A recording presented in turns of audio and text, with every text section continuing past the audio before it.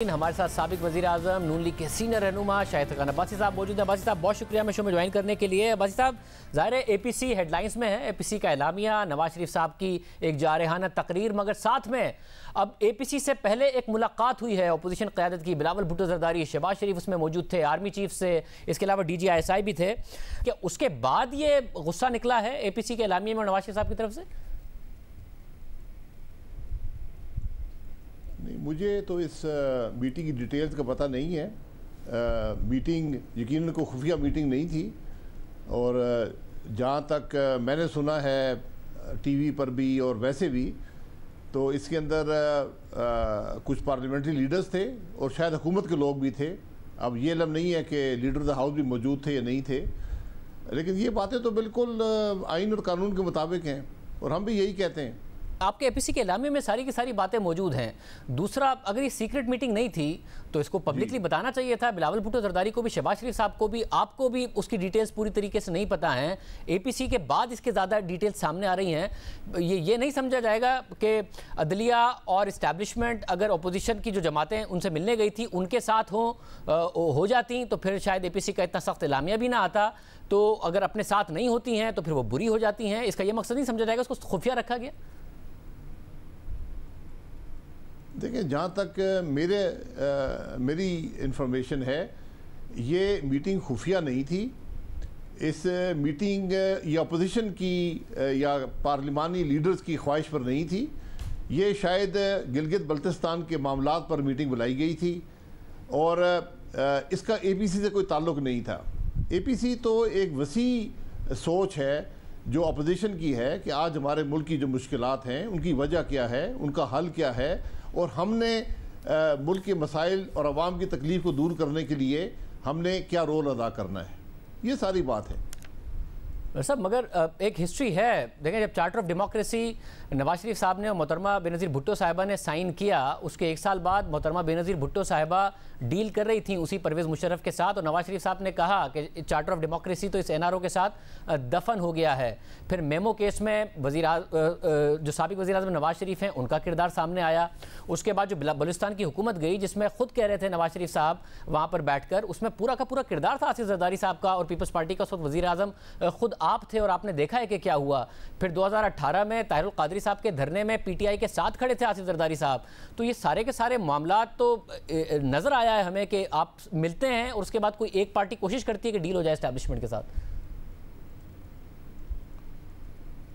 जी शाहजेब भाई, देखें, बात यही है, हमने इसीलिए जो एलामिया है उसमें एक ट्रुथ कमीशन का भी जिक्र कर दिया है कि ये तमाम चीज़ें तारीख़ की नज़र कर दें, इनके हक़ाइक़ डॉक्यूमेंट कर दें इनसे, ताकि पाकिस्तान के अवाम भी जाने कि हमारे मुल्क में क्या होता रहा है, उसकी हकीकत क्या है, जो भी इश्यूज़ हुए उनकी हकीकत क्या है, चाहे वो बलूचिस्तान का इलेक्शन हो या सेनेट का इलेक्शन हो।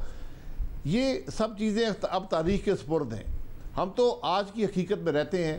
आज अपोजिशन इकट्ठी बैठी है, ज़रदारी साहब के ख़िलाफ़ हमने इलेक्शन भी लड़े हैं, हमारे इख्तलाफात भी रहे हैं, तल्ख़ बातें भी हुई हैं, लेकिन आज हम एक बड़े मकसद के लिए पूरी अपोजिशन मुत्तहिद है इस बात के लिए कि मौजूदा जो हालात हैं वो पाकिस्तान के लिए मौजू नहीं है। हमारा मुल्क की सालमियत आज उस पर तशवीश का इज़हार किया गया, उसकी इकॉनमी की तशवीश पर इज़हार किया गया, पाकिस्तान के मसाइल के हल के बारे में, अवाम की तकलीफ़ के बारे में बात की गई, और उसके हल के लिए हमने एक एक्शन प्लान तैयार किया है, वहीं से मामला आगे चलेगा। नवाज शरीफ साहब ने तो वापस नहीं आना है, आप कह रहे हैं कि वो अपना इलाज करा के वापस आएंगे, तो यहाँ पर अगर तहरीक किसी ने नून लीग की तरफ से लीड करनी है वो शहबाज शरीफ ने करनी है। शहबाज शरीफ साहब की तो कल तकरीर भी हुकूमत के ख़िलाफ़ थी, नवाज शरीफ साहब की तकरीर थी जो कि एक पाकिस्तान के जो स्ट्रक्चर इशूज़ हैं जो आप कहते हैं उस हवाले से एड्रेस कर रहे थे। तो शहबाज शरीफ बयानी पर यकीन नहीं रखते तो तहरीक कैसे आगे बढ़ाएंगे? देखिए, आज ना किसी एक जमात का बयानिया है, आज अपोजिशन का बयानिया है, और वो बड़ा वाज़े है। जो जहाँ तक मामला है कि कौन लीड करेगा, ये भी उसका भी तयन कर दिया गया है कि बामी मुशावरत से लीड होगी और सबको उसी बयानिए पर चलना पड़ेगा। आज बात जो नवाज शरीफ साहब ने की, उन्होंने इस्टेब्लिशमेंट के ख़िलाफ़ बात इस तरह नहीं की कि हम इस्टेब्लिशमेंट से जान छुड़ाना चाहते हैं। उन्होंने बताया कि जो सोच है جو سوچ رہی ہے، اپنے تجربات بیان کیے، اپنا جو حکومت جیسے چلی ہے اس کو بیان کیا، جو آج مشکلات ہیں وہ کیسے پیدا ہوئیں اس کو بیان کیا، جو انٹرفیئرنس حکومت میں رہی ہے اس کو بیان کیا، اور مستقبل کا بتایا کہ اگر ہم یہی کام کرتے رہے، آج یہ سب ماڈل فیل ہو گئے، آج ضرورت ہے کہ ہم آئین کو فوقیت دیں، ہم پاکستان کے عوام کی رائے کا احترام کریں، یہ ابتدا ہوگی پاکستان کی ترقی کی۔ یہ ساری بات ہے۔ جہاں تک اپوزیشن کا تعلق ہے اس کا ایک ہی بیانیہ ہوگا، اور بڑا واضح ہے کہ ہم نے حصول اقتدار کی جنگ نہیں لڑنی، ہم نے پاکستان کے عوام کی تکلیف دور کرنے اور پاکستان کے مسائل کو حل کرنے کی جنگ لڑنی ہے۔ اب بھائی صاحب، سوچ کی عکاسی افراد ہی کرتے ہیں نا، اور ہم کوئی 10 یا 15 سال کے دورانیے کی نہیں بات کر رہے ہیں، پچھلے 2 سے 3 سال کی نواز شریف صاحب نے بات کی ہے۔ اس 2-3 سالوں میں خاص طور سے جس سوچ کی بات وہ کر رہے ہیں وہی افراد موجود ہیں، تو پھر وہ افراد ہی کی بات کر رہے ہیں جو اس سوچ کی عکاسی کرتے ہیں۔ سر، افراد آج عکاسی کرتے ہیں نا، یہ سوچ تو 47 سے رہی ہے۔ ہم نے بہت سے ماڈل اپنائے، بہت سے ایکسپیریمنٹ کیے، وہ سب فیل ہو گئے، اور اس کی دلیل یہ ہے کہ آج جہاں پاکستان کی معیشت کھڑی ہے، آپ اس کو موازنہ کر لیں اسی علاقے کے دوسرے ممالک سے، ہم پیچھے رہ گئے۔